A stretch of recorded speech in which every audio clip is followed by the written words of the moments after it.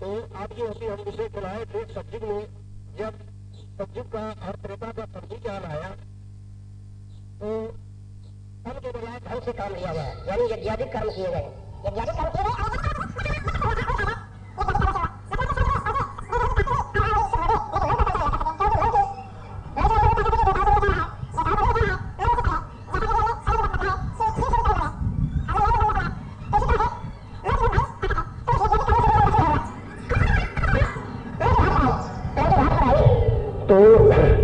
उस समय में क्या किया गया कि मन से शोध किया गया। तो मन के अंग है बुद्धि, मन का अंग बुद्धि है और मन की बैठक जागृत अवस्था में आंखों में है। तब उस समय में त्रेता में मुद्रा योग जारी किया गया और मुद्रा योग के द्वारा ये विचार किया गया कि मुद्रा योग का साधन करके मन पर कंट्रोल करें और सर्वेश्वर प्रभु का दर्शन करें। तो ऐसा ही किए। मुद्रा योग से मतलब है दृष्टि योग से, दृष्टि योग से मतलब है। तो दृष्टि योग का साधन करके और मन को ले जाकर के ज्योति स्वरूप ब्रह्म पद में पहुंचाए और वहां प्रकाशमय स्वरूप मिला और वहां तीसरी प्रलय तक आनंद किए। तीसरी प्रलय तक जो अभी उनने 5 प्रलय बतलाया है, तीसरी प्रलय तक वहां आनंद किए। लेकिन मन फिर भी बस में नहीं हुआ और सर्वेश्वर प्रभु जो सब सृष्टि का नियंता है, सारे जो अनादि पुरुष है, वो क्या नाम, वो फिर भी दूर रहा और मन पर कंट्रोल नहीं हुआ। सिद्धियां शक्तियां प्राप्त हो गई और कुछ आनंद भी प्राप्त हुआ और तीसरी प्रलय तक वहां आनंद भी हो गए, लेकिन मन बस में फिर भी नहीं हुआ।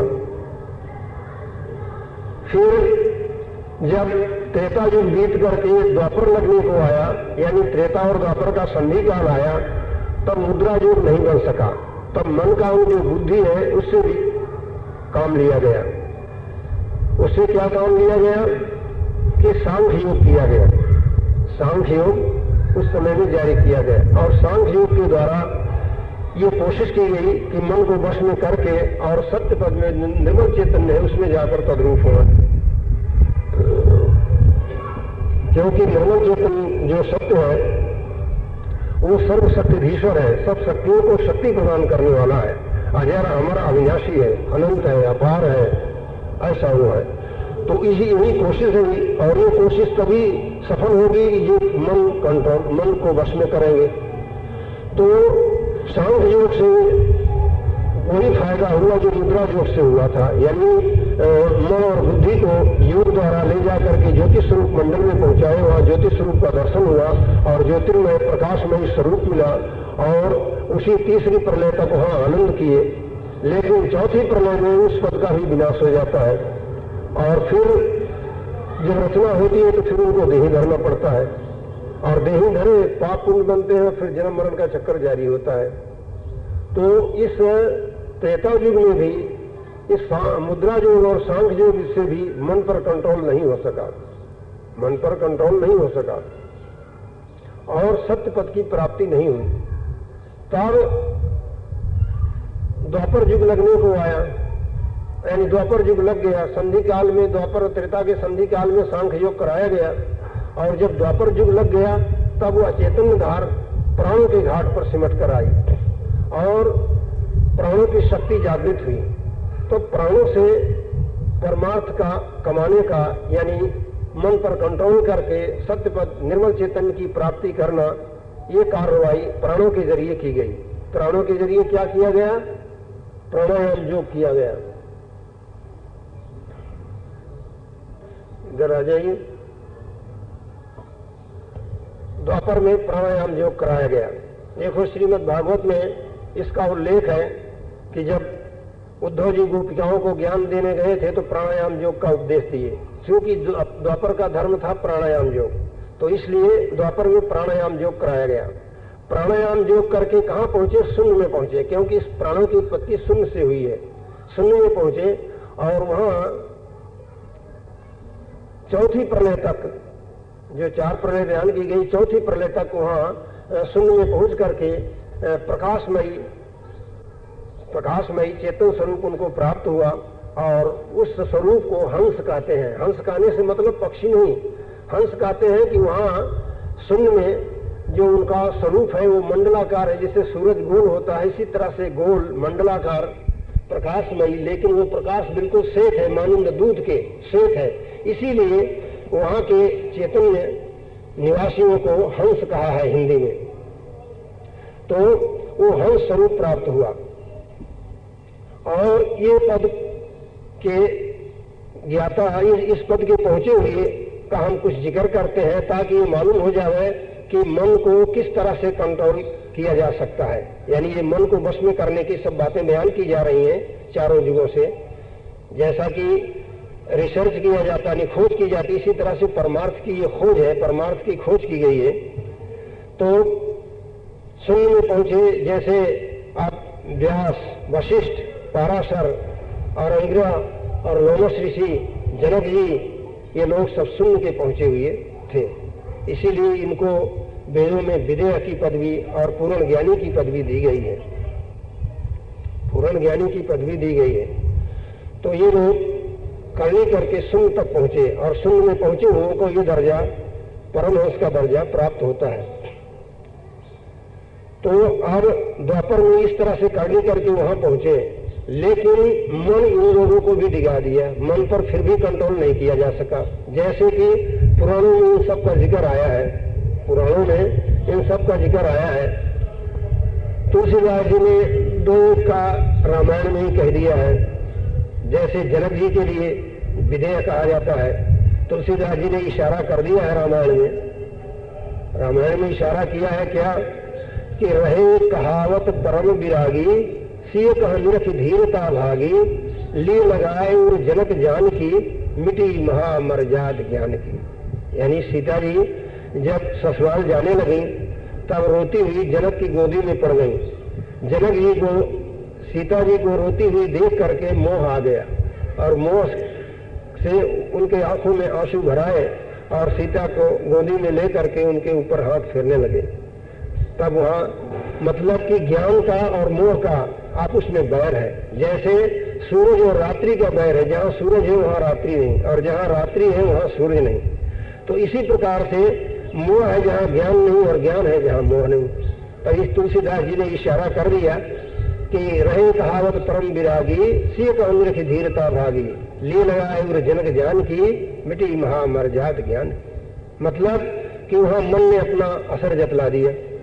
इसी तरह से लोमस ऋषि का भी तुलसीदास जी ने बयान किया है कि काकभूषण जी, काकभूषण पहले काग नहीं थे, यानी एक ब्राह्मण के लड़के थे, और वो लोमस ऋषि से सुमेर गिरी पर जा करके उनसे वार्तालाप करने लगे। लोमस ऋषि ने इनको उपदेश किया ज्ञान का, अद्वैत ब्रह्म का उपदेश किया कि तू जीव नहीं है, तू ब्रह्म है। जीव और ब्रह्म में कोई फर्क नहीं है। जैसे जल और जल की लहर एक ही है, इसी तरह से जीव और ब्रह्म एक ही है।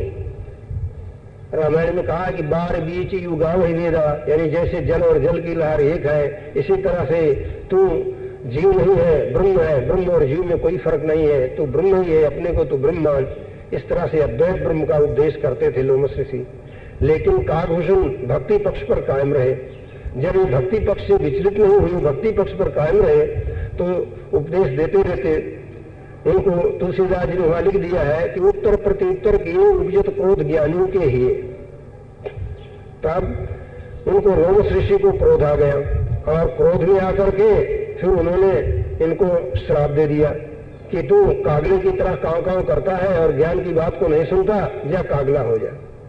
तब वो कागला हो गए और जाकर के एक पेड़ की डाली पर बैठ करके वहां कहते हैं, सोचते हैं कि अभी तो ऋषि जी मुझे अद्वैत ब्रह्म का उपदेश करते थे कि एको ब्रह्म द्वितीय नास्ति, यानी एक ब्रह्म के सिवाय दूसरा कुछ है ही नहीं है।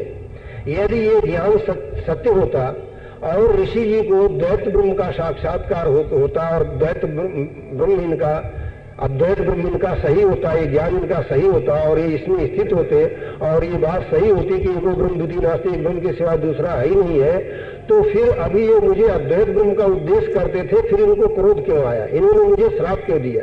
जब इन्होंने मुझे श्राप दिया तो श्राप देने से पहले इनको क्रोध हुआ और क्रोध आने से पहले इनको द्वैत हुआ। क्रोध आने से पहले मैं और भाषा और ये और हुए। जब इनको मेरे ऊपर क्रोध आया। अगर एक गुण के सिवाय इनको दूसरा नजर नहीं आता होता तो मुझे श्राप कैसे देते, तो ये मुझे श्राप कैसे देते। ये डाली पर बैठ करके ये बात सोच रहे हैं। उसमें रामायण में तुलसीदास जी ने लिखा है, क्रोध की द्वैतक बुद्धि बिनु, द्वैत की बिनु अज्ञान। तुलसीदास जी रामायण में लिखते हैं कि वो काव्यसुन कहते हैं क्रोध की द्वैतक बुद्धि बिनु और द्वैत की बिनु अज्ञान। क्रोध बिना द्वैत बुद्धि के होता नहीं और द्वैत बुद्धि बिना ज्ञान की होती नहीं। फिर ऋषि जी का ज्ञान कहाँ गया?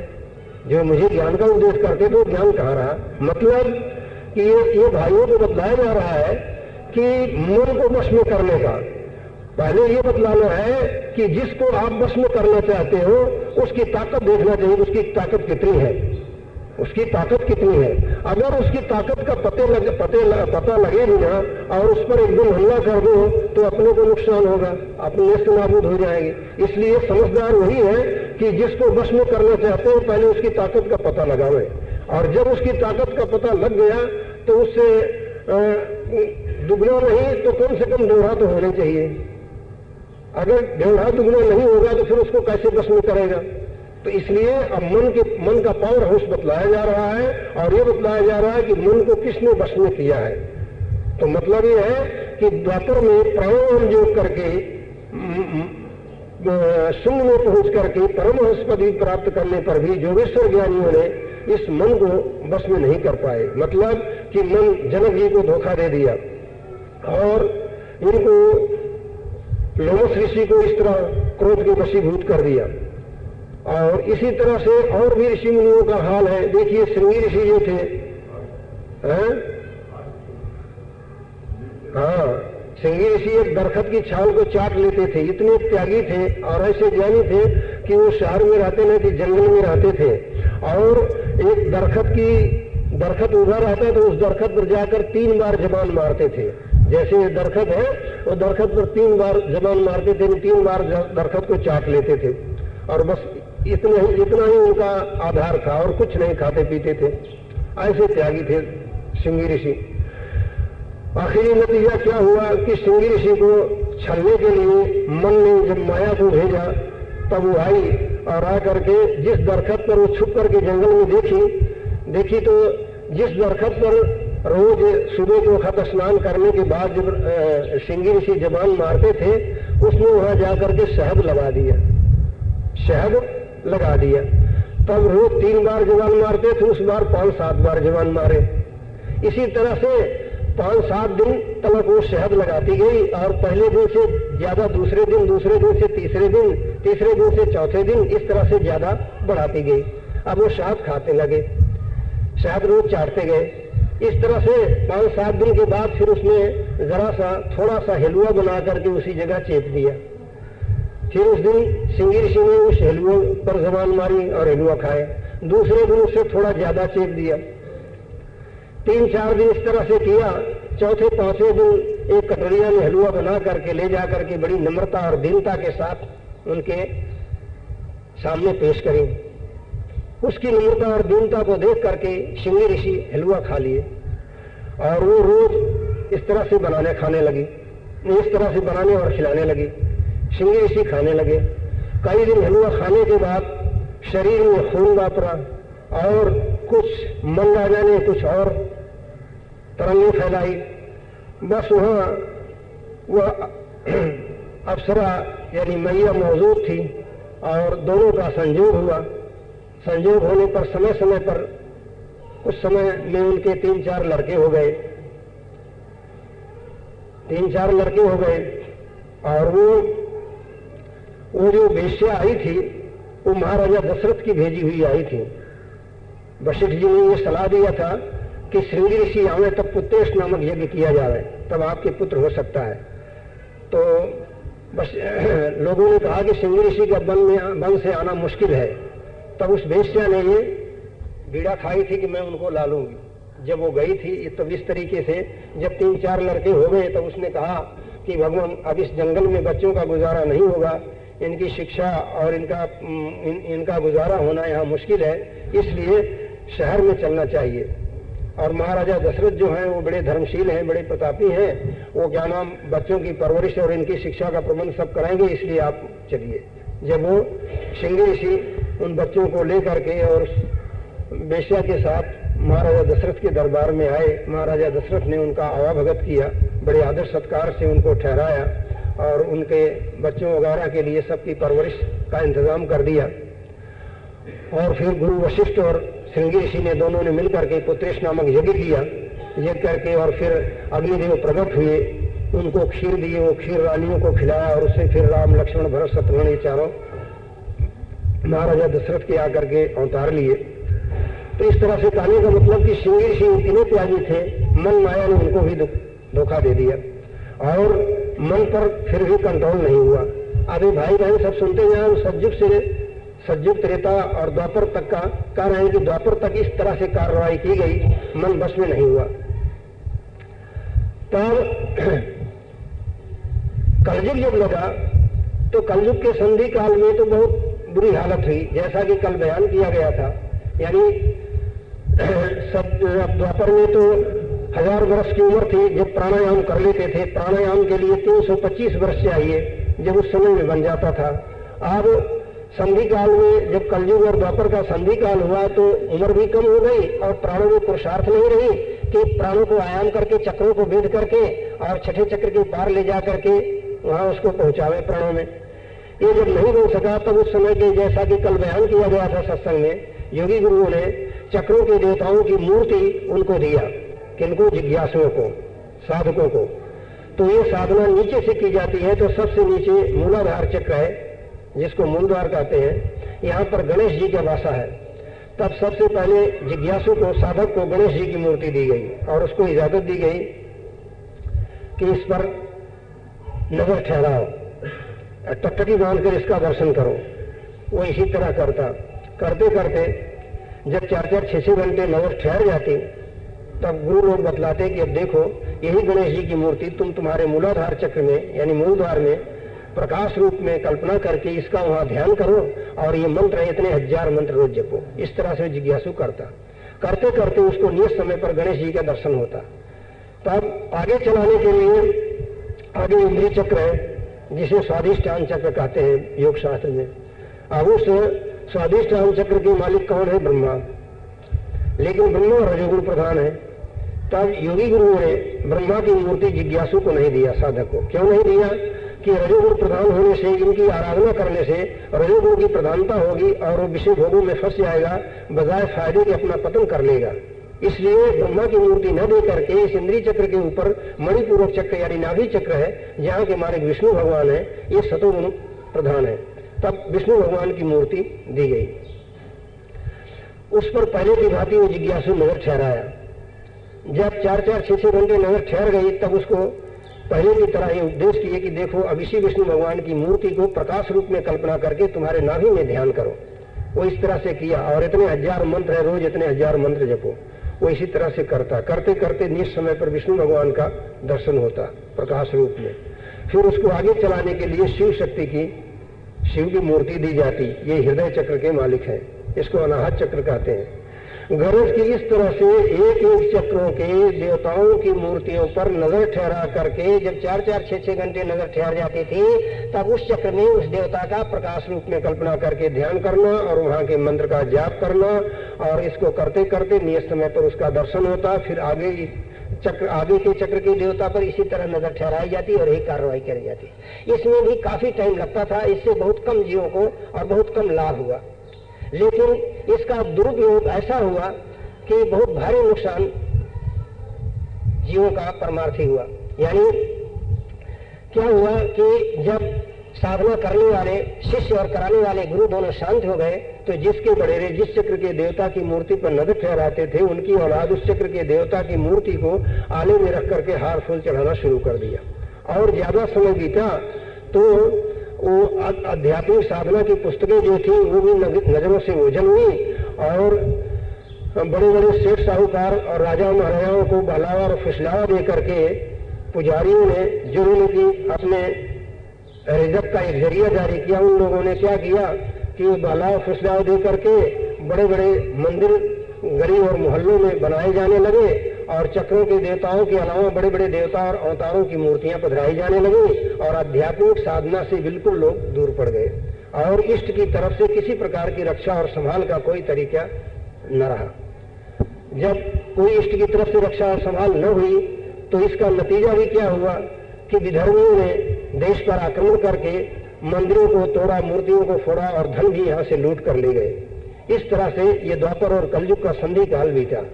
जब द्वापर और कलयुग का संधि काल बीत गया, कलयुग का पूर्ण साम्राज्य हुआ, तब यह जीवात्मा जो है यानी ये चैतन्य शक्ति अपने घाट पर सिमट करके आई।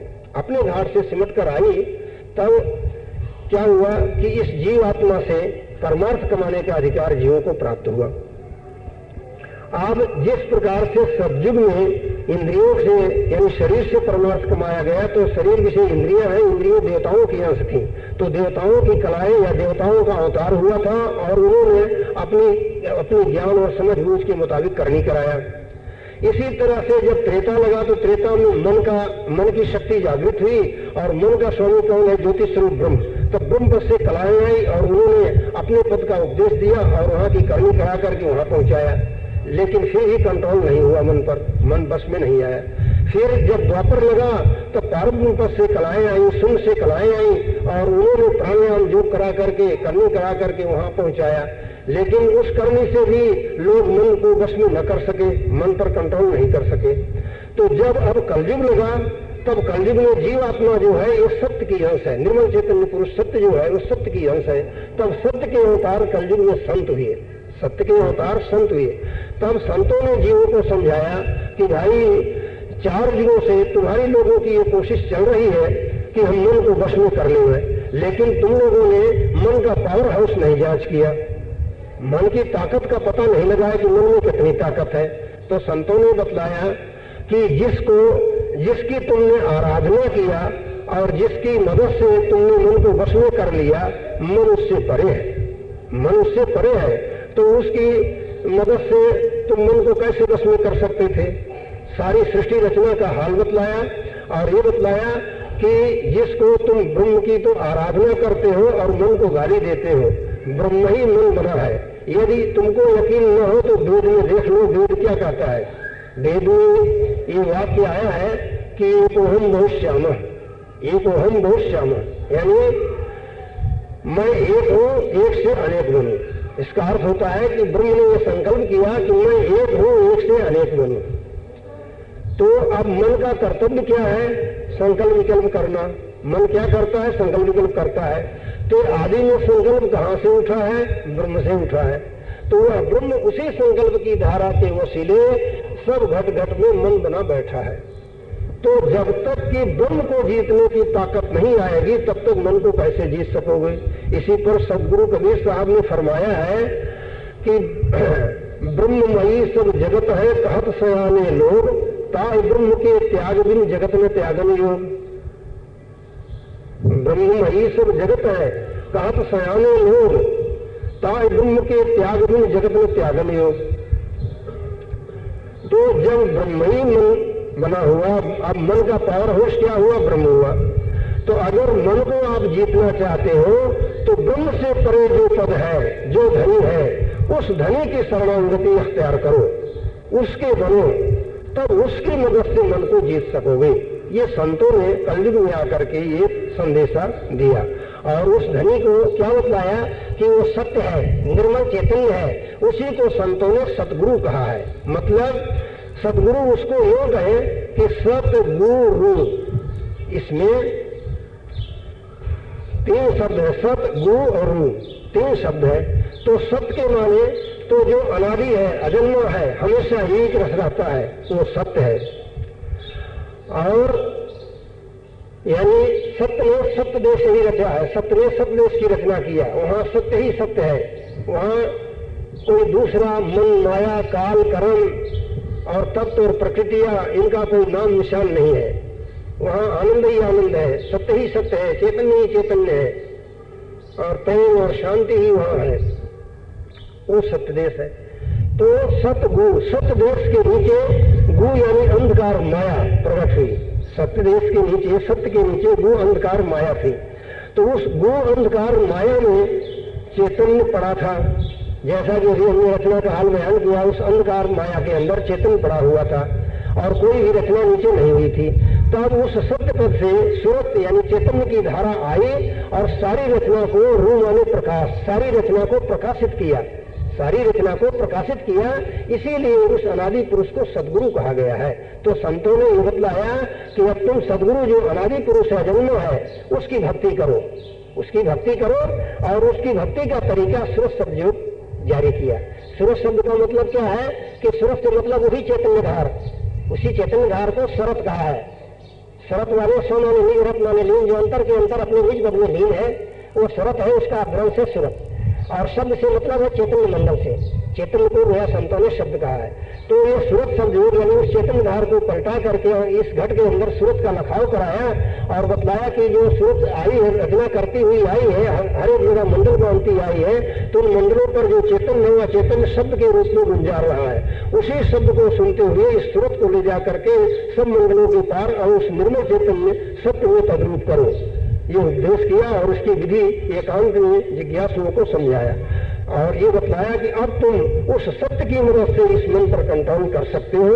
तब उन जिज्ञासुओं ने उसी सूरत योग का साधन किया और साधन करके फिर क्या नाम वो इस 14 लोक के पास ज्योतिर्मंडल में पहुंचे, वहां ज्योति स्वरूप का स्वरूप प्राप्त किए और ज्योति स्वरूप का दर्शन करके फिर गुरु की कृपा से आगे चले, आगे त्रिकुटी में पहुंचे, वहां ब्रह्म का दर्शन किए, ब्रह्म का दर्शन करके फिर गुरु कृपा से उसी शब्द की डोरी को जो ऊपर से आ रही शब्द की धार उसको पकड़ के आगे चले और जा करके शून्य में पहुंचे, वहां परम स्वरूप प्राप्त हुआ और परब्रह्म का दर्शन किए और परब्रह्म का दर्शन करके फिर क्या नाम आगे महाशून्य है जहां महाकाल और महामाया रहते हैं। फिर गुरु कृपा से उस महाशून्य में पहुंच करके महाकाल और महामाया का दर्शन करके फिर उस महाशून्य को देख करके गुरु कृपा से आगे चले सत्य देश में पहुंचे, वहां निर्मल चैतन्य स्वरूप प्राप्त हुआ और प्राप्त करके फिर सदा के लिए परमानंद और सर्वशक्तिधीश्वरता का अनुभव करने लगे, यानी सर्वशक्तिधीश्वर बन गए। फिर क्या नाम मन और माया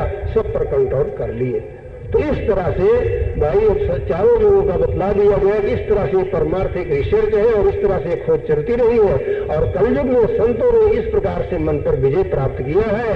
अब जिन भाई बहनों को मन को वश में करना हो वो सत्संग करके परमार्थ की सारी बारीकियों को सुने और सुन करके समझे और समझ करके सर्वेश्वर जो सदगुरु दयाल है उनके, ये तो हमने थोड़ा सा मुख्तसर में बयान किया है, कई दिन सत्संग करके इन सब बारीकियों को समझ करके और सूरत शब्द का उपदेश लेकर के गुरु से हर प्रकार की हिदायत लेते हुए और उनसे मदद लेते हुए और सूरत शब्द का साधन करके सब मंडलों के पार सत्य पद में पहुंच करके पूरा मन पर कंट्रोल करें और उसी से काल कर्म और माया सब पर कंट्रोल हो जाएगा।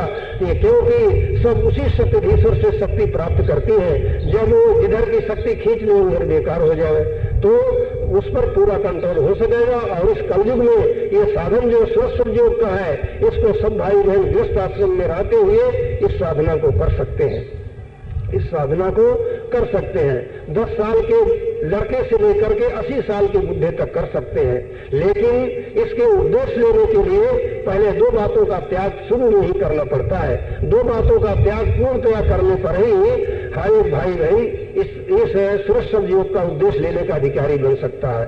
वो दो बातें कौन सी हैं कि एक तो सब प्रकार के मांसाहार का त्याग करना पड़ेगा, दूसरी सब प्रकार की नशीली चीजों का त्याग, यानी गांजा, भंग और शराब वगैरह जितनी नशीली चीजें हैं सबका त्याग करना पड़ता है। और सब प्रकार के मांसाहार का त्याग करके फिर इसका उपदेश लेकर के और फिर इस कार्रवाई को गृहस्थ आश्रम में रहते हुए करते चले। और इस बात का ध्यान रखें कि जिस बात के करने से हम अपने को दुख मानते हैं वह बर्तावा हम दूसरे के साथ में न करें, इसका ख्याल रखते हुए और अपनी मेहनत और सत्य धर्म की कमाई करके अपने आश्रित जनों का गुजारा करते हुए और अपना गुजारा करते हुए उसमें से टाइम निकाल करके 2-3 घंटा पहले परमार्थ में लगाते चलो।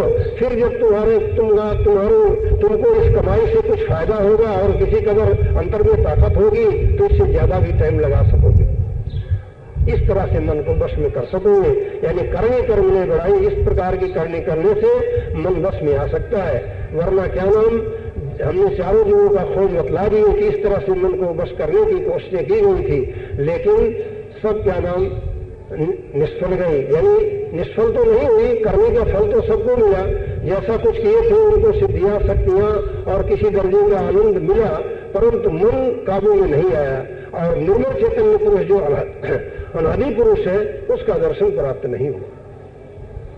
उसका दर्शन तभी प्राप्त होगा जब मन को पहले स्थिर कर लेंगे, मन कंट्रोल में आ जाएगा, तब उसका दर्शन होगा और उसका दर्शन करके जीव वही बन जाएगा। जैसे बूंद सागर से मिलकर खुद सागर बन जाती है, इसी तरह से ये जीव पीव से मिलकर पीव बन जाएगा। तब मन माया की किसी की गम नहीं रहेगी। तो आपकी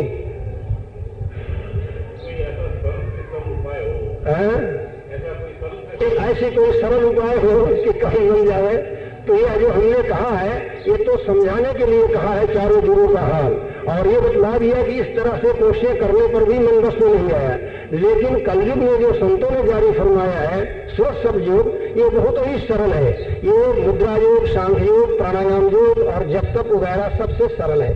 जब तक जो होता था 60-60, 70-70 हजार वर्ष करते थे, और मुद्रा योग, सांख्य योग भी हजारों वर्ष करते थे, और प्राणायाम योग भी 300-300, 400 वर्ष करते थे। सूरज सब योग इतना असर वाला है कि अगर पहले कुछ दिन सत्संग करके इस बारीकियों को समझो, बारीकियों को समझ करके और सब परमार्थ के जितने मुतल्लिक बारीकियां हो सबको समझ करके आप इसका उद्देश्य लेकर के अगर 2-4 महीना करो तो 2-4 महीने पर ही आपको ये तसल्ली हो जाएगी कि हाँ अब हम मन पर कंट्रोल कर लेंगे। और रास्ते के गांव जो है यानी अंतर आध्यात्मिक साधना के जो रास्ते के जो प्रकाश और भी जो कुछ आनंद आते हैं, जो कुछ दिखाई सुनाई देता है वो भी दिखाई सुनाई देने लग जाएगा।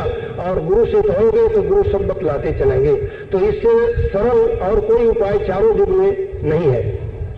सरल से सरल यही उपाय है, लेकिन ये बिना सत्संग के नहीं होता, सत्संग में हाजिरी देना पड़ता है। अब सोचने की बात है कि जिस मन को वश में करने के लिए तमाम ऋषि मुनि जोगेश्वर ज्ञानी व्यास वशिष्ठ पाराशर अंगिरा और ब्रह्मा विष्णु शिव तक भी जिस मन को वश में नहीं कर सके, उसके लिए आप अब इससे भी सरल उपाय ढूंढना चाहते हो तो क्या बिना घी के मालपुआ बन सकता है क्या?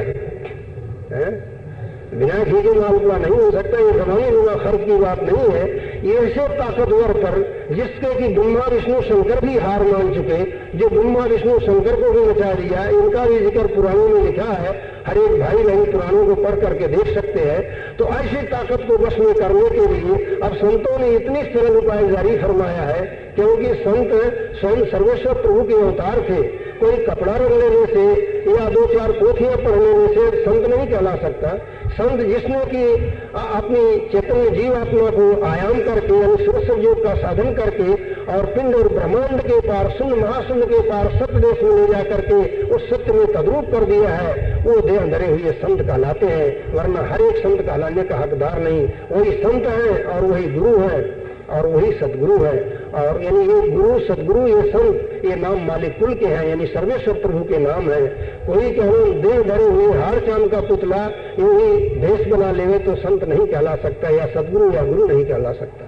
तो जिन्होंने कि अपनी चेतन जीवात्मा को सत्य में तद्रूप कर दिया है वही संत है, वही गुरु है और वही सदगुरु है। उन्होंने इस प्रकार से भाविक लोग सुनते हैं लेकिन उसके गूढ़ रहस्य को कोई नहीं जानते, समझे ना। वो गूढ़ रहस्य जो है उसको संतों ने प्रसंग बना करके लिखा है।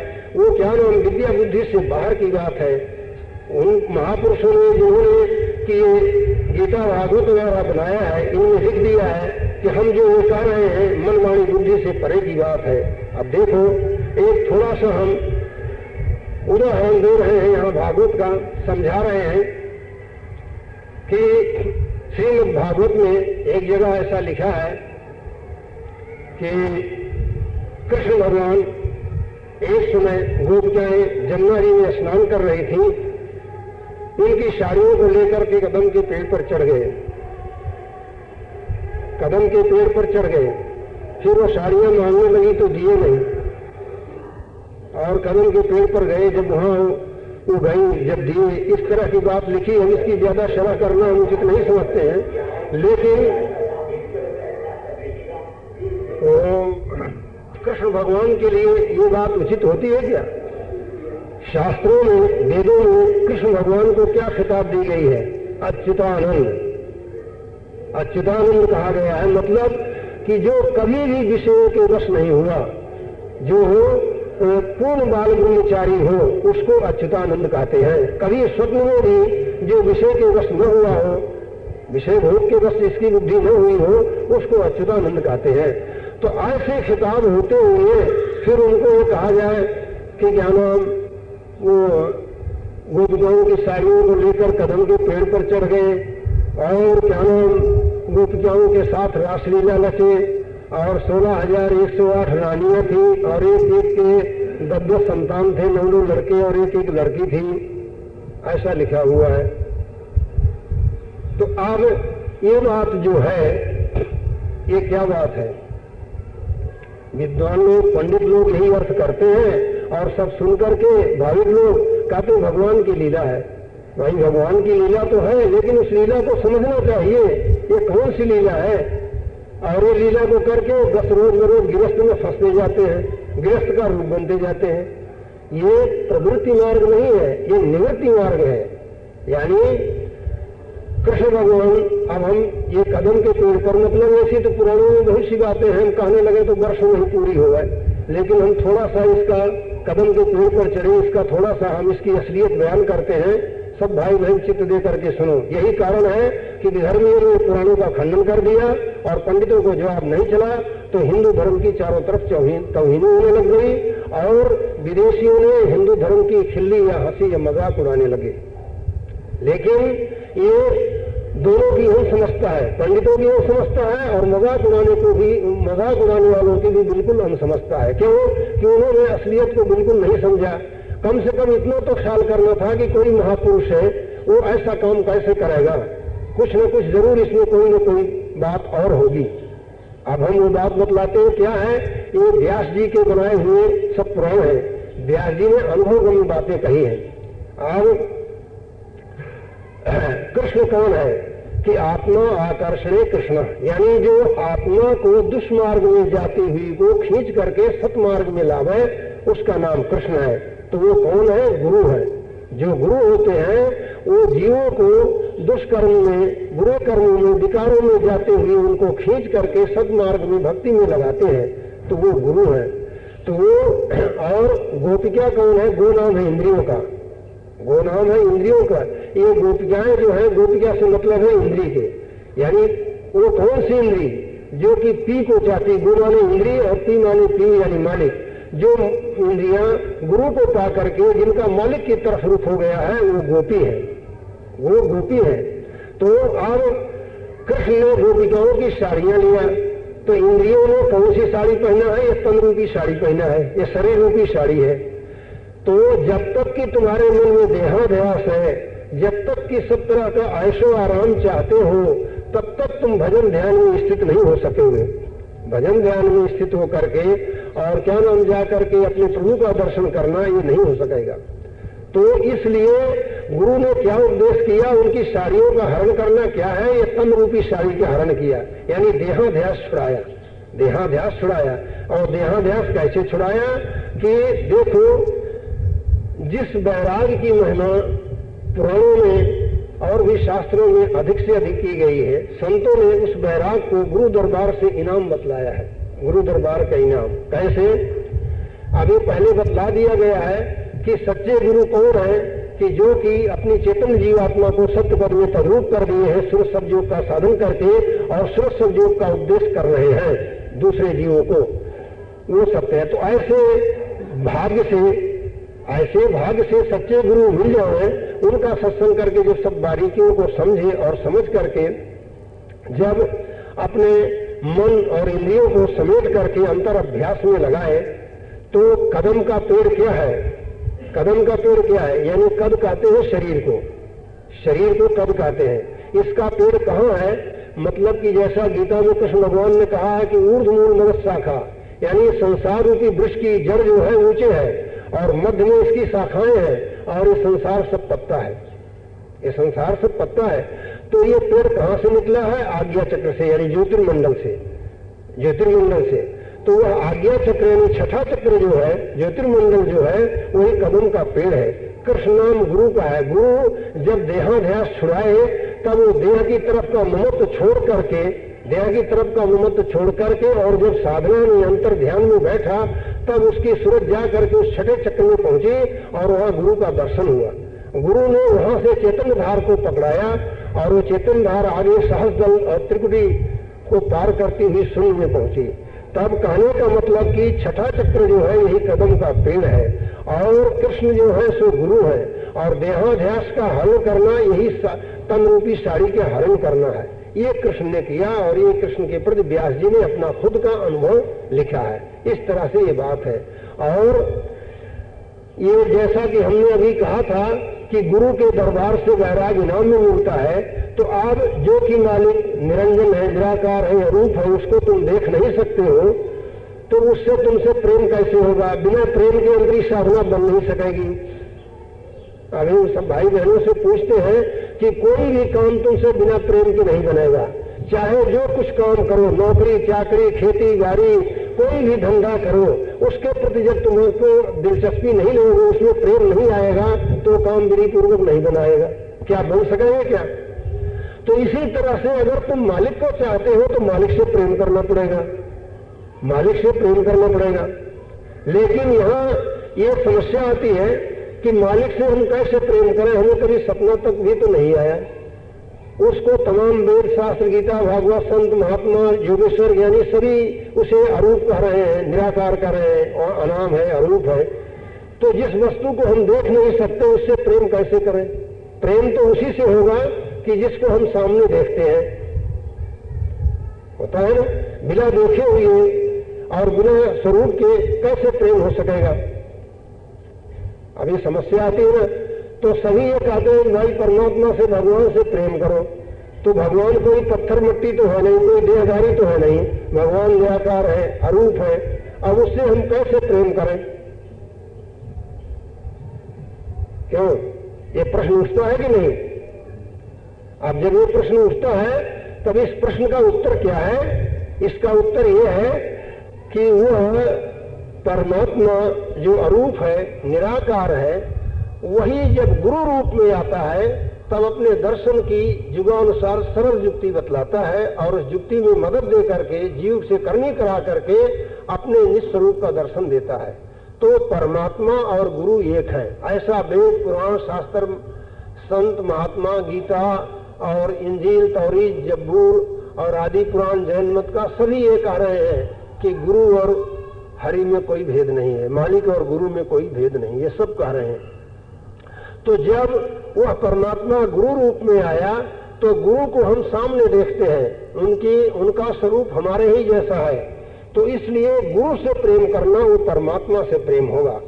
और प्रेम का एक तरीका है, ये स्वभाव है कि जिस वस्तु में तुम्हारा गहरा प्रेम होगा उसके सिवाय तुम्हें सब चीजें तुच्छ लगने लग जाएंगी।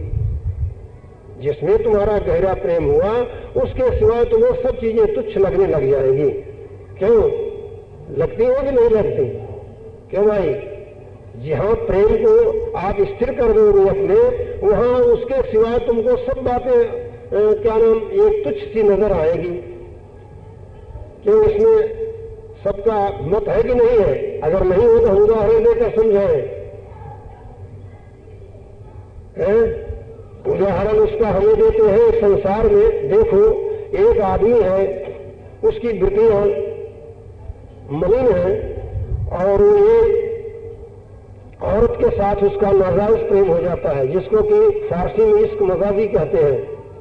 मुसलमानों ने फारसी भाषा में इश्क मजाजी कहा है, जिसको कि हिंदी में मोह कहते हैं। हिंदी में मोह कहते हैं। एक औरत से एक आदमी का मोह हो जाता है, मोह हो जाता है। अब उसका मोह जो है नाजायज है, नाजायज तरीके का मोह है, लेकिन उसके मोह में वो फंस करके अपने माँ बाप की शर्मो हया और कुटुंब की, दोस्त की, मित्रों की, सबकी शर्मो हया को, सबकी लाज को ताक पर रख लेता है और जो जो कठिनाइयां पड़ती हैं सब सहन करने को तैयार रहता है। बल्कि दोस्त कुटुंब सबको छोड़ देता है लेकिन उसको नहीं छोड़ता, और गांव भी छोड़ करके उसको लेकर के अलग जाना पसंद करता है। उसके सिवाय दूसरा सब उसे खारा लगने लग जाता है। तो सोचो कि जब एक नाजायज कार्रवाई में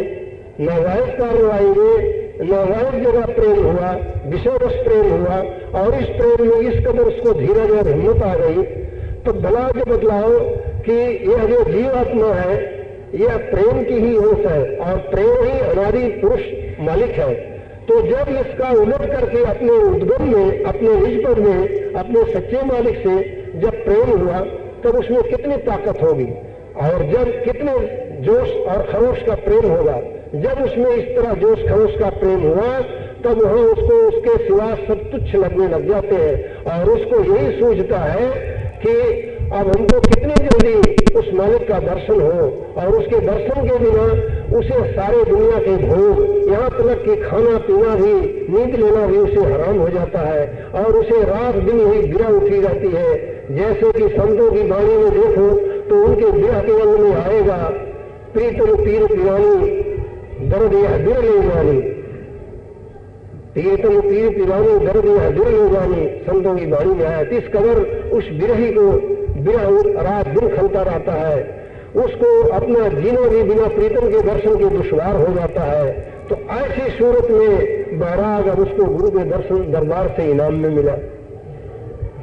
तब इस तरह से जब उसको दर्शन की अभिलाषा तड़के जब प्रेम हुआ गुरु में, क्योंकि वो मालिक को तो देख नहीं सकता था, मालिक को गुरु रूप में देखा और उनमें जब गहरा प्रेम हुआ तब सब तरफ से स्वतः उसको बैराग हो गया और फिर वो अंतरी आध्यात्मिक साधना जो गुरु ने बतलाया था, जब सब तरफ से बैराग हुआ तो ये राग जो है यही सबसे बड़ा बंधन है।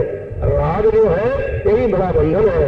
जब बैराग हुआ तो वह राग छूट गया, और जब राग छूट गया तो जो गुरु ने जिनमें प्रेम हुआ था वो गुरु अंतर में सहस्त्र कमल में उनका ठेका है, और अंतर और बाहर सब तरफ से सूरत यानी चैतन्य धार जीवात्मा सिमटी और सिमट करके सहस्त्र में जाकर के गुरु का दर्शन की, यानी ज्योतिर्मंडल में गुरु का दर्शन किया, और गुरु वहां से फिर चैतन्य धार को पकड़ाए, जिसको पकड़ करके सूरत सब मंडलों की यानी गगन और सुन और महासुन और सोहम पद आदि का दर्शन करते हुए और वहां का प्रकाश और स्वरूप और शक्ति अपने में प्राप्त करती हुई और सबके पार सत्य पद में पहुंच करके उसमें चैतन्य में जाकर समा गई। तो इस तरह से गुरु दरबार में बैराग इनाम मिलता है, क्योंकि प्रेम का स्वाभाविक यानी प्रेम का ये स्वाभाविक रीति है कि जहां प्रेम होता है उस प्रेमी को अपने प्रीतम के सिवाय दूसरा सब तुच्छ नजर आता है। तो इस तरह से ये अब जैसा कि हमने अभी भागवत का उदाहरण देकर के समझाया, इसी तरह से पुराणों में सब अनुभव गम्य बातें हैं। ये सब अनुभव गम्य बातें व्यास जी ने लिखा है, लेकिन उसका बाहर स्थूल में अर्थ करने से उन महापुरुषों पर इल्जाम आता है। वो महापुरुषों पर इल्जाम आता है, अनुभव गम्य बातें हैं। उन महापुरुषों पर इल्जाम लाना, उनको इल्जाम लगा करके और अपने को कर्म बंधन में बांधना ये गलत बात है। असलियत को समझना चाहिए, और असलियत को समझ करके असलियत को जब समझोगे तब किसी जगह नीचे नहीं ठहरोगे, अपने निज पद में ही जो कि असीम भंडार है, अनादि है, उसी पद में जाकर के ठहरोगे और वहां पहुंच करके सदा के लिए सर्वशक्ति ईश्वरता और परमानंद का अनुभव करोगे। जैसा कि हमने कदम के पेड़ पर चढ़ जाना, कृष्ण का साड़ियां लेकर के, उसका ही अर्थ है। ये शब्दार्थ नहीं है पुराणों में। शब्दार्थ तो कहीं कहीं है जहां ऐतिहासिक बातें व्यास जी ने लिखा है वहां शब्दार्थ है, परंतु जो अनुभव में बातें हैं उनमें सब में भावार्थ है, वो रहस्यवाद है, उसके अंदर रहस्य और भावार्थ है। तो ये इसका भाव है, इस भाव से व्यास जी ने लिखा है।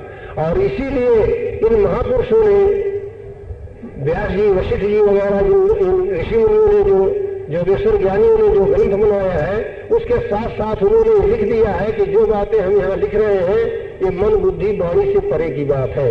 अब सोचने की बात है कि वो तो कह रहे हैं कि मन बुद्धि और वाणी से परे, लेकिन वाणी से परे की बात जब वो वाणी पर लाए, जबान पर लाए, उसको लेखबद्ध किए तो उसका रूपक बना, फिर उसको बुद्धि से अर्थ करके पंडित लोग कैसे सही मानते हैं।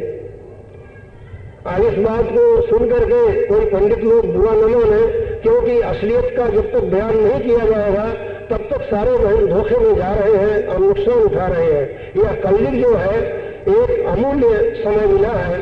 इस युग में आप तीनों युगों से, जैसा कि अभी हमने एक खोज के तौर पर, रिसर्च के तौर पर बयान किया कि सब भाई बहनों को इस कलयुग में वो मौका आया है परमार्थ की वो खोज करने का समय अधिकार प्राप्त हुआ है कि सबसे उच्च दर्जे का खोज करके, यानी सत्य पर निर्मल चैतन्य में तद्रूप होकर के सदा के लिए सर्वशक्तिधीश्वरता और परमानंद का अनुभव करें। तो अगर उस पुरानी रूढ़ी में फंसे रहेंगे तो उसका अर्थ का अनर्थ और उस योग का दुरुपयोग होता रहेगा। इसलिए सब भाई बहन असलियत को समझें और जो बात समझ में न आवे, एकांत में कोई टाइम लेना चाहे तो एकांत में भी टाइम ले सकते हैं। और ये बातें जो है ये गूढ़ है, ये किस्से कहानी, लड़ाई झगड़ा, शादी विवाह की बातें नहीं है। वो बातें तो भगवान की लीला का करके सब लोग सुन लेते हैं और राजी हो जाते हैं, लेकिन सोचो पीढ़ियां बीत गई, उससे फायदा क्या हुआ? क्या किसी कदर विकारों पर विजय प्राप्त हुई? क्या मन को कुछ थोड़ा बहुत स्थिर किए? क्या मन के अंदर भगवत के लिए प्रेम हुआ? क्या जब ये बातें नहीं तो उन बातों से क्या फायदा? और जो ये धन दौलत है ये तो कर्माधीन है, तकदीराधीन है। ये तो आज जो बहुत भारी खरबपति है, कभी समय ऐसा आ जाए कि वो क्या नाम कंगाल हो जाए। आज जो कंगाल है कल वो राजा महाराजा बन जाए। ये तो समय का चक्र चलता रहता है। लेकिन मानवदेही के अंदर सर्वेश्वर प्रभु ने वो युक्ति रखा है कि इससे सब भाई बहन उस तरकीब को मालूम करके और उसकी कमाई इस वर्तमान समय में करके उस पद को प्राप्त हो सकते हैं कि जो सर्वेश्वर प्रभु है, यानी जीव से पीव बन जाते हैं, सदा के लिए सब प्रकार के दुखों से रिहाई पा करके सुखी हो सकते हैं। वो युक्ति इस नरदेही से बन सकती है। तो असलियत का पता लगा करके, सत्संग करके, समझ बूझ करके ये कार्रवाई सब भाई बहनों को शुरू कर देना चाहिए। यदि आप लोग सूरज शब्द का उपदेश लेकर के इस कार्रवाई को शुरू कर दोगे तो जब तक कि पिंड ब्रह्मांड के पार सत्य पद में जब तक आपकी जीवात्मा नहीं पहुंचेगी तब तक आपको मनुष्य नहीं मिलती जाएगी, मनुष्य नहीं मिलती जाएगी। यानी जीव शरीर छूटने के बाद वो जीव 84 में या छिजेगा नहीं, 84 में नहीं जाएगा, वो बराबर उसको मनुष्य नहीं मिलेगी और सच्चे पूरे गुरु भी मिलेंगे और पहले जन्म से दूसरे जन्म में विशेष कमाई बनेगी और 1, 2, 3 जन्म में, हद्दी 4 जन्म में जाकर के निर्मल चैतन्य पद में पहुंच करके डंका बजाएगा और वहां से सारी सृष्टि का खेल देखेगा और वहां आपको वो स्वरूप मिलेगा कि जिसके सामने असंख्य सूर्य शर्मा जाते हैं। एक सूर्य की क्या गिनती, असंख्य यानी गिनती नहीं हो सकती। इतने सूर्य आपके उस तेज के सामने शर्मा जाएंगे। वो तेज आपको वहां मिलेगा। वह तेज, उस तेज में अतिश नहीं है, यानी गर्मी नहीं है। जैसे सूरज में गर्मी होती है, गर्मी नहीं है, उसमें रोशनी तो है सही, लेकिन वो चैतन्य की रोशनी है, उसमें आनंद है, प्रेम है, अतिश नहीं है, गर्मी नहीं है और वहां किसी प्रकार का विकार नहीं है, जन्मना और मरना नहीं है, वहां किसी को भूत प्यास नहीं सताती है और किसी को कोई हिंसा नहीं है। वहां अनंत रूहें हैं, यानी अनंत सूरतें हैं, वो सब आनंद स्वरूप है, चैतन्य स्वरूप है। और वहां ये नहीं है कि हम जैसे हमारे मन में कुछ उठा हमने छुपा लिया, दूसरे के मन में कुछ उठा छुपा लिया, नहीं। वहां एक के जो भाव उठा वही भाव सबके उठेगा और सब उसी में हामी देंगे। यहाँ का ऐसा नहीं है रचना कि एक कहता ऐसा हो, दूसरा कहता नहीं ऐसा नहीं, ऐसा होना चाहिए। ये बातें वहां नहीं है। आप ज्यादा हम उसका वर्णन करें तो रूपक बनता है, क्योंकि मन बुद्धि से परे की बात है, अत्यंत परे की बात है, उसको जबान पर लाने से रूपक बनता है। इसलिए उसका बयान करना वो कहने सुनने से बाहर है। ये तो हम जिज्ञासु भाइयों बहनों को समझने के लिए और उधर की कुछ थोड़ी बहुत उत्सुकता हो, इसलिए हमने थोड़ा सा बयान किया है। और एक दिन में तो क्या करें, आप लोग कई बार सत्संग करें, कई दिन सत्संग करेंगे, तब इस आनंद को, जब वहाँ का आनंद और विलास है उन मंदिरों का और सर्वेश्वर प्रभु का, उसको जब सुनोगे तब आपके जहन नशीन होगा। इसलिए कुछ काल तक सत्संग करना जरूरी है। एक दिन में सारी बातें समझ में ही नहीं आ सकती, क्योंकि अब कोई भाई बहन बुरा न माने, सब भाई बहनों ने ज्यादातर यही सत्संग किया है कि भगवान राम का आज प्राकट्य हुआ, जन्म लिए, और गाजा बाजा बजा, दान दक्षिणा हुआ, कल ब्याह हुआ, और फिर सीता हरण हुआ, रावण सीता को हर ले गया, राम ने चढ़ाई किया, उसको मारा और सीता को लाए, राजअभिषेक हुआ, अयोध्या में राज किए और वहां ऐसी लीला की। ये सब बातें सर्वण लीलाओं की, इसी तरह कृष्ण भगवान की लीलाओं को सुने हो। लेकिन वो कौन थे, कहां से आए थे, और ये जो लीलाएं कही गई हैं, ब्याह किसके साथ किए, और कौन सीता कौन थी, राम कौन थे, उनका निज रूप क्या था, ये बातों से नावाकिफ है। तो ये बातें ये बारीकियां यहाँ समझाई जाती है। जैसा आप सरगुण में सुनो हो, ये सरगुण तो कहीं खत्म नहीं है। राम और सीता कुछ और है, अवध कुछ और है, इसका इशारा उन संतों ने अपनी वाणी वचन में कर दिया है। आप रामायण में ही देखिए, तुलसीदास जी कहते हैं कि यद्यपि सब वैकुंठ बखाना, वेद पुराण विदित जग जाना, अवध सरिस प्रिय मोहि न सोऊं, या प्रसंग जाने कोई को।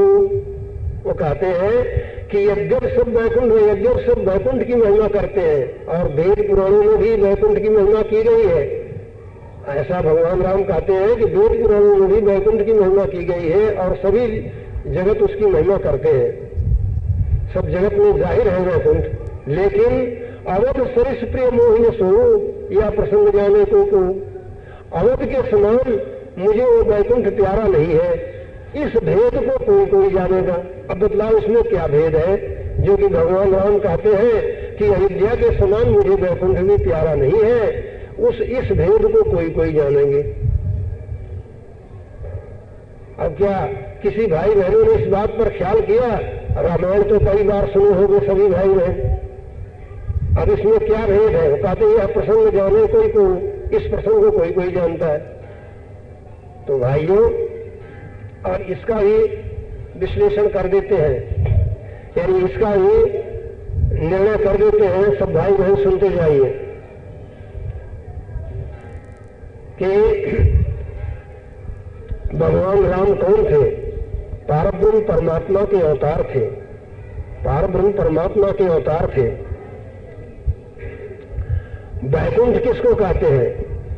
यह तो विष्णु भगवान का जो देहधारी स्वरूप काव्यों में दिया जाता है, वो पांचों आसमान में विष्णु भगवान का वो स्वरूप है। जो 7 आसमान और 7 पाताल कहे गए हैं, तो पांचों आकाश में विष्णु भगवान का वो देहधारी स्वरूप है।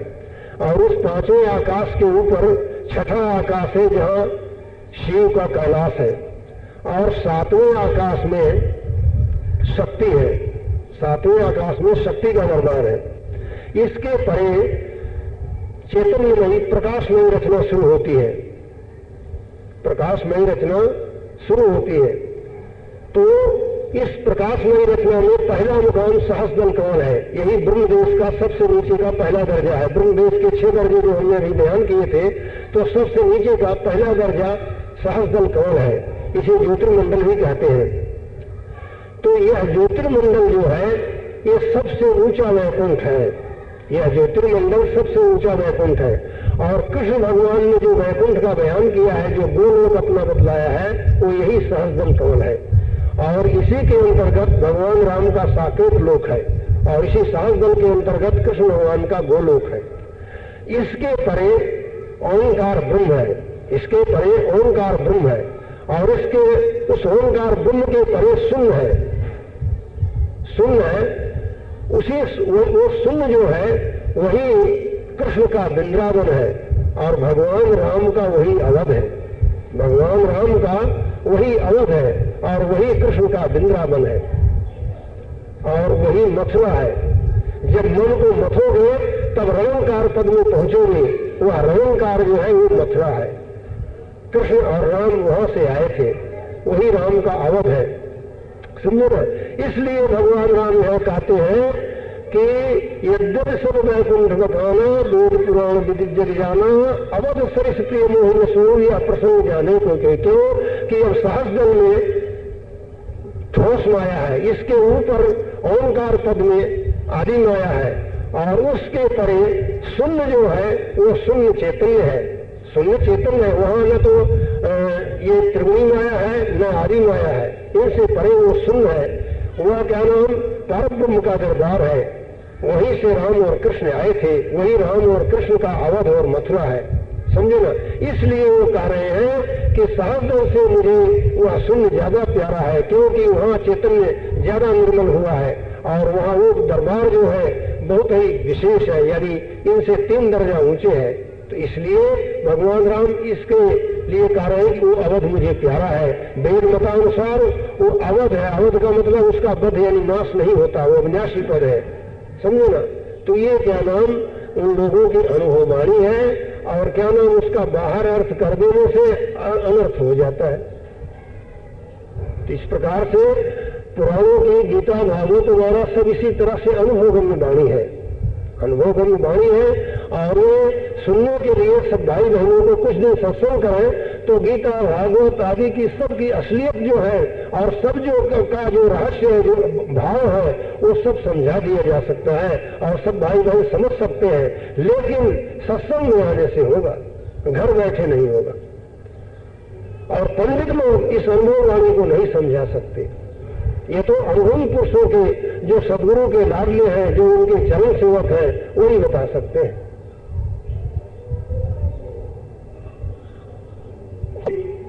प्रलय का और सृष्टि रचना का ये तो इसका उत्तर तो हल हो गया। और क्या नाम इनके जो उत्तर थे कि मन को वश में करने का, वो भी समझा दिया गया। अब समझ में नहीं आ रहा, ये तो समझ में तो आ गया, लेकिन इनका यह है कि इससे सरल होना चाहिए, तो इससे सरल नहीं। पहले तो आप क्या नाम अच्छी तरह सत्संग करके सब बारीकियों को समझिए, जब फिर आप खुद कहने लग जाएंगे कि हाँ सरल है। हमने अभी चारों जीवों का हाल इसीलिए बयान किया कि उनसे कितना सरल है, कितना सरल है। लेकिन एक दिन में समझ में नहीं आता, ये गूढ़ विषय है, क्योंकि भाई बहनों को ज्यादातर यही इन बातों को सुनने का मौका मिलता है। इसलिए आप लोग कई दिन तक सत्संग करें। अगर एकांत में आप लोग टाइम लेना चाहें तो एकांत में भी अलग भी हम टाइम दे सकते हैं सत्संग के अलावा। लेकिन अभी 3 टाइम की सत्संग होती है, इसलिए थोड़ा टाइम देना होगा, क्योंकि 3 टाइम सत्संग होती है, सुबह दोपहर और शाम को। किसी भाई बहनों को कोई प्रश्न हो, एक बहन ने कल प्रश्न किया था, वो तो शायद आज दिखी नहीं है, लेकिन खैर आपका ये प्रश्न था कि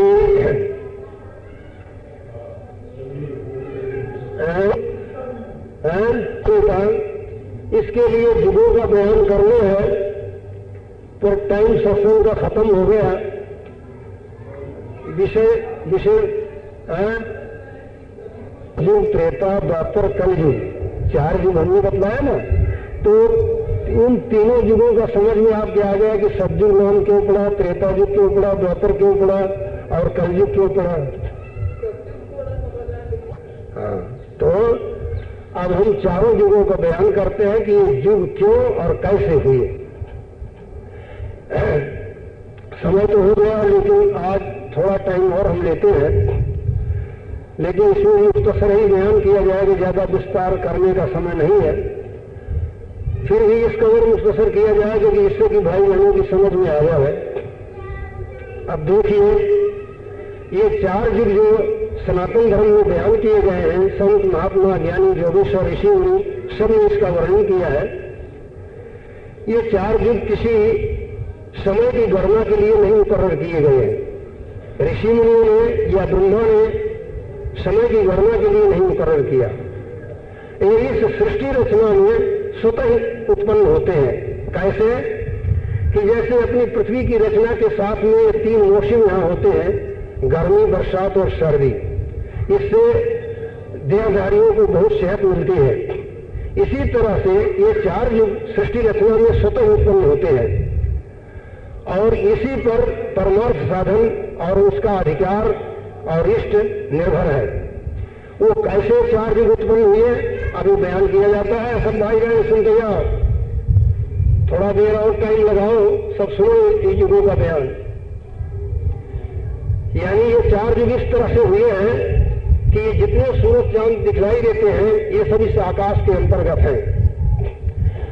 अब साइंसदान भाइयों की समझ में ये बात नहीं आएगी कि इस आकाश की भी सीमा है, लेकिन नहीं, धार्मिक ग्रंथ जो है, पुस्तकें जो हैं, अनुभवी पुरुषों ने अपनी चेतन जीव आत्मा का आयाम करके यानी इसको पलटा करके इसके उद्गम की तरफ उन लोगों ने देख लिया है।